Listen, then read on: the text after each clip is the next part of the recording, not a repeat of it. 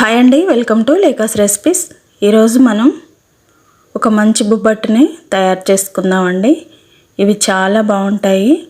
పప్పులు వేయకుండా only sweet పొటాటోతో, అంటే కందగడ్డ అంటారు కదండి, చిలకడ దుంప కందగడ్డ, దాంతో తయారు చేసుకునే బొబ్బట్టు అనమాట. శనగపప్పుతో, కందిపప్పుతో, పెసరపప్పుతో చేస్తారు కదండి. అలా చేస్తే పడని వాళ్ళకి ఇలా చేసుకుంటే చాలా బాగుంటుందండి. ఇది ఎలా ప్రిపేర్ చేసుకోవాలి ఏంటి అనేది చూద్దాము. ఇది తినడానికి కూడా చాలా సాఫ్ట్గా టేస్టీగా ఉంటుంది. ఎప్పుడూ రొటీన్గా పప్పులతో వాటితో అలా కాకుండా ఇలా వెరైటీగా ఒకసారి ట్రై చేయండి. ఒకసారి రుచి చూసారంటే దీని టేస్ట్ మీకే అర్థమవుతుంది. ఎంతో టేస్టీగా ఉండే ఈ కందగడ్డ బొబ్బట్టుని ఎలా ప్రిపేర్ చేసుకోవాలో ఇప్పుడు మనం చూద్దాం. ఇప్పుడు ముందుగా నేను ఒక 1/2 kg కందగడ్డను తీసుకున్నానండి.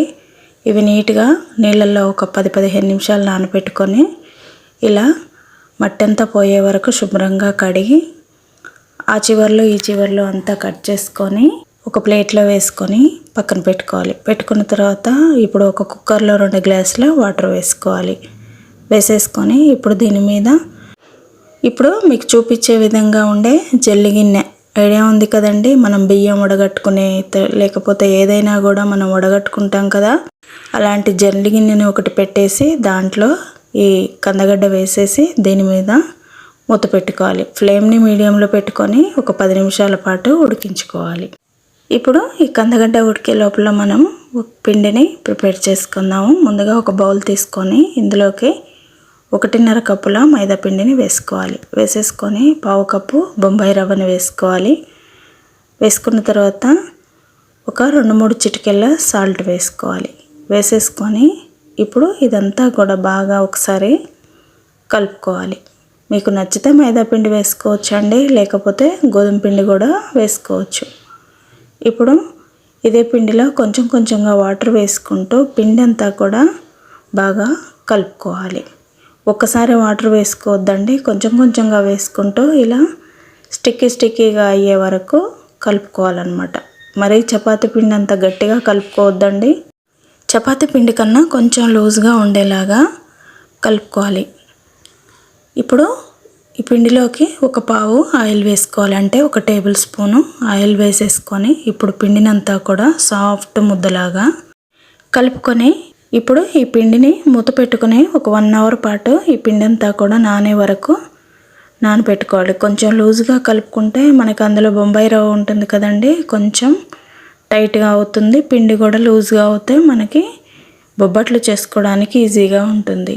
ఇప్పుడు మనం కందగడ్డ ఉడికిందా లేదా అనేది ఒకసారి చెక్ చేసుకుందాం. ఇలా మూత తీసి ఒకసారి చాకుతో గుచ్చామంటే మనకి ఈజీగా తెలుస్తుంది. చూసారా, ఇలా విరిగిపోవాలన్నమాట.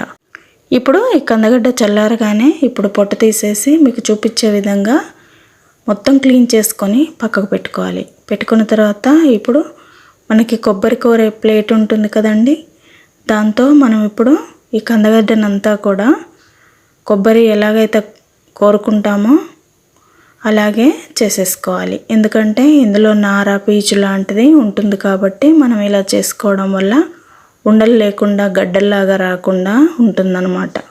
ఇలా కందగడ్డలన్నిటినీ కూడా కోరి పక్కకు పెట్టుకున్న తర్వాత ఇప్పుడు ఈ మిశ్రమాన్ని అంతా కూడా మనం 1 కప్పుతో కొలుసుకోవాలి.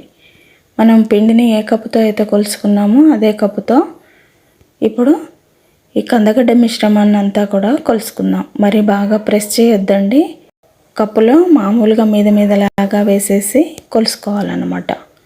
చూసారా, ఇలాగా కొలుసుకున్న తర్వాత మనకి 2 కప్పులు అయ్యాయండి. 2 కప్పులకి ఇంకా కొంచెం ఒక పిరికిడంతా మిగిలింది.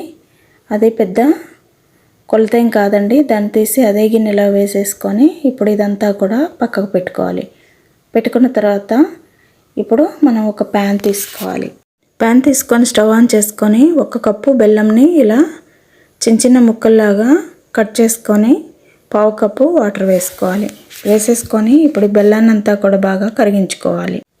ఇలా కరిగించుకున్న బెల్లంలో మనం ముందుగా కోరి పెట్టుకున్న కందగడ్డ మిశ్రమాన్ని వేసేసుకోవాలి. వేసుకొని ఇప్పుడు ఈ బెల్లంలో కలిసేలాగా బాగా కలుపుకోవాలి. ఫ్లేమ్ని సిమ్లోనే పెట్టుకోవాలండి.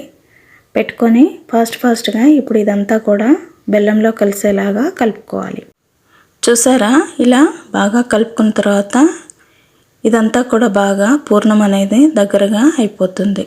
ఇప్పుడు ఇందులోకి 2 టేబుల్ స్పూన్ల నెయ్యిని వేసుకోవాలి. నెయ్యి వేసుకోవడం వల్ల మనకి పూర్ణం అనేది టేస్ట్ చాలా బాగుంటుంది. ఇలా నెయ్యి వేసేసుకొని మళ్ళీ ఒకసారి ఈ పూర్ణం అంతా కూడా బాగా కలుపుకోవాలి. ఫ్లేమ్ని సిమ్లోనే పెట్టుకోవాలండి. అలాగైతేనే మనకి పూర్ణం అంతా కూడా బాగా దగ్గరగా అయిపోతుంది అన్నమాట. ఆ వేడికి ఇదంతా దగ్గరగా అయిపోయి చల్లారితే మనకి ముద్దలాగా వస్తుంది. ఇప్పుడు ఇలా కలుపుకున్న మిశ్రమంలో ఒక 4-5 ఇలాచీల్ని పౌడర్ లాగా దంచుకొని ఇప్పుడు అది అందులో వేసేసుకోవాలి. వేసుకొని మళ్ళీ ఒకసారి అంతా కలుపుకోవాలి. ఆల్రెడీ దగ్గరగా అయిపోయింది కదండి, ఇది చల్లారితే ఇంకా దగ్గరగా అయిపోతుంది అన్నమాట. చూసారా, ఇప్పుడు మీకు చూపించే విధంగా ఇలా ప్యాన్కి అంతా కూడా పూర్ణం అనేది సెపరేట్ అవ్వాలన్నమాట. మనం నెయ్యి వేయడం వల్ల ఇలా ప్యాన్ నుంచి సెపరేట్ అవుతుంది. మళ్ళీ మనం సిమ్లో పెట్టుకొని నిదానంగా ఉడికించుకోవడం వల్ల కూడా ఇందులో ఉన్న వాటర్ అంతా కూడా ఎవాపరేట్ అయిపోయి పూర్ణం అంతా కూడా ఇలా దగ్గరగా అయిపోతుంది. ఇప్పుడు మనం ఉండలాగా అవుతుందా లేదా అనేది ఒకసారి చెక్ చేసుకొని ప్యాన్ కంతా స్ప్రెడ్ చేసుకొని దీన్ని చల్లారబెట్టుకోవాలి. ఇలా చల్లారబెట్టుకున్న పూర్ణం ఒక 1/2 అవర్ 45 మినిట్స్ తర్వాత ఇలా పూర్తిగా చల్లగా అయిపోయి పూర్ణం అనేది మనకి గట్టిగా అయిపోతుంది అన్నమాట. ఇలా ఒకసారి పూర్ణం అంతా కూడా బాగా కలుపుకొని వీటిని చిన్న చిన్న ముద్దల్లాగా మనం ప్రిపేర్ చేసుకోవాలి.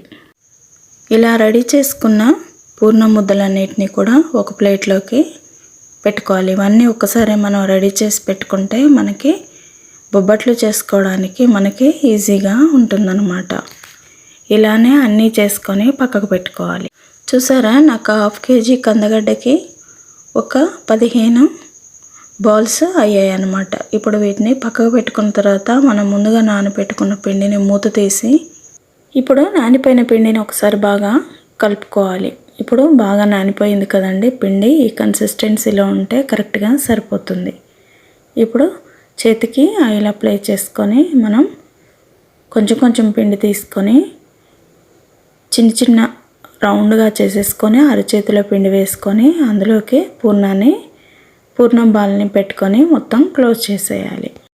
పిండి అనేది అన్ని వైపులా కరెక్ట్గా క్లోజ్ చేయాలండి. లేకపోతే పూర్ణం అనేది మనం బొబ్బట్ని ప్రెస్ చేసేటప్పుడు పూర్ణం అనేది బయటకు వస్తుంది. అప్పుడు మనకి అవి ఫ్రై చేసుకునేటప్పుడు పెంకకు అనేది అతుక్కుంటూ ఉంటాయి అన్నమాట. ఇప్పుడు వీటిని ప్రెస్ చేసుకోవడం కోసం నేను ఒక పాలిథీన్ కవర్ని తీసుకున్నానండి. ఒక ప్లేట్ మీద పాలిథీన్ కవర్ వేసేసుకొని దాని మీద ఆయిల్ వేసుకొని ఇలా మీరు చూసే విధంగా ఒకసారి పైన ఆయిల్ అప్లై చేసి రివర్స్లో పాలిథీన్ పేపర్ని వేసుకోవాలి. ఇలా ఎందుకు తీసుకున్నానంటే మనకి ట్రాన్స్పరెంట్గా ఉన్నప్పుడు మనం ఎంత పలుచగా ఒత్తుకోవాలి, ఎక్కడ పిండి బయటకు వస్తుంది, ఎక్కడ రావట్లేదు అనేది మనకి స్పష్టంగా కనిపిస్తుంది. అందుకే పాలిథీన్ కవర్ తీసుకొని దాని మీద చేస్తున్నాను. చూసారా ఎంత బాగా కనిపిస్తుందో. ఇలా మనకు నచ్చినట్టుగా మనం ప్రెస్ చేసుకోవచ్చు. మనకి ఎక్కడైనా కూడా పూర్ణం అనేది బయటికి రాకుండా నిదానంగా చేసుకోవచ్చు. చూసారా, బొబ్బట్టు అనేది ఎంత బాగా సన్నగా వచ్చిందో. ఇప్పుడు ఇలా తయారు చేసుకున్న దాన్ని రెడీగా పెట్టుకొని మనం స్టవ్ మీద ప్యాన్ పెట్టుకొని దాని మీద నెయ్యి వేసుకొని ఇప్పుడు మనం రెడీ చేసుకున్న భక్షంని దాని మీద వేసేసుకోవాలి. మీకు నచ్చితే నెయ్యి వేసుకొని కాల్చుకోవచ్చు అండి, లేదంటే ఆయిల్ అయినా వేసుకోవచ్చు. నేను నెయ్యి వేస్తున్నాను. వేసేసి ఇలా 2 వైపులా కూడా తిరిగేసుకుంటూ ఫ్రై చేసుకోవాలి. ఫ్లేమ్ని సిమ్లోనే పెట్టుకోవాలి. హైలో పెట్టుకుంటే మనకి బొబ్బట్టు అనేది అడుగంటిపోతుంది. చూసారా, బొబ్బట్టు అనేది ఎంత బాగా ఫ్రై అయిందో. ఇలా 2 వైపులు తిరిగేసుకుంటూ కాల్చుకున్న తర్వాత వెంటనే తీసేసి ఒక ప్లేట్లోకి వేసేసుకోవడమే. అలానే ఇంకో దాన్ని కూడా మనం ప్రిపేర్ చేసుకుందాం. అలాగే పిండి తీసుకొని అరచేతి మీద ఒకసారి వెడల్పుగా ప్రెస్ చేసిన తర్వాత పూర్ణం బాల్ని అందులో పెట్టేసి మీకు చూపించే విధంగా క్లోజ్ చేసుకోవాలి. చేసుకున్న తర్వాత ఇప్పుడు ఇదంతా కూడా దగ్గరగా ఉన్న తర్వాత పిండిని ఎక్స్ట్రా ఉన్నదాన్ని అంతా తీసేసి అదే గిన్నెలో వేసేసుకోవాలి. వేసుకొని ఇప్పుడు మనం ముందుగా అయితే ఎలా బొబ్బట్టుని ప్రిపేర్ చేసుకున్నాము. అలాగే కవర్ని మీద వేసేసి ఇలా నిదానంగా స్ప్రెడ్ చేసేయాలి. మనకి ఇలా చేసుకోవడం వల్ల బొబ్బట్టు అనేది కూడా ఎంత పలుచగా కావాలంటే అంత పలుచగా మనకి వస్తుందన్నమాట. కొంచెం కూడా అతుక్కోవడం కానీ లేకపోతే బయటికి పూర్ణం అనేది బయటికి రావడం కానీ అలా ఏం జరగదండి. చాలా బాగా వస్తాయి. మనకి ఇలా ట్రాన్స్పరెంట్ కవర్ మీద కూడా చేసుకోవడం వల్ల చాలా ఈజీగా ఉంటుంది. ఇలా రెడీ చేసుకున్న బొబ్బట్టుని మళ్ళీ అదే ప్యాన్ మీద వేసేసి ఫ్రై చేసుకుందాం. చూసారా బొబ్బట్టు అనేది ఎంత ఈజీగా ప్రిపేర్ అయిపోయిందో. ఏదైనా కూడా మనం చేసుకునే వరకే కష్టంగా అనిపిస్తుందండి. చేసుకొని తింటుంటే చాలా తృప్తిగా అనిపిస్తుంది. ఇప్పుడు మనం ముందైతే ఎలాగ కాల్చుకున్నామో అలాగే నెయ్యి వేసుకుంటూ నిదానంగా ఫ్రై చేసుకోవాలి.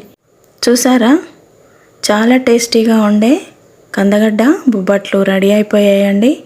వీటిని మా దగ్గర అయితే భక్షాలు అంటారండి. ఆంధ్ర సైడ్ అయితే బొబ్బట్లు అంటారు. ఇప్పుడు ఈ భక్షాలని చాలా ఈజీగా రెడీ చేసుకున్నాం కదా. దీని మీద వేడివేడిగా నెయ్యి వేసుకొని తింటుంటే ఆ రుచి వేరండి. చాలా కమ్మగా ఉంటాయి. శనగపప్పు పెసరపప్పులు లాంటి పడని వాళ్ళకి ఇలాంటి బొబ్బట్లను మనం ఈజీగా చేసి పెట్టుకోవచ్చు. చూసారా ఎంతో కమ్మనైన హెల్దీ అయిన బొబ్బట్లు రెడీ అయిపోయాయి. ఇవి కందగడ్డ బొబ్బట్టు అన్నమాట. చాలా బాగుంటాయండి. ఒకసారి మీరు ఇలాగా ట్రై చేయండి. నచ్చితే లైక్ చేయండి.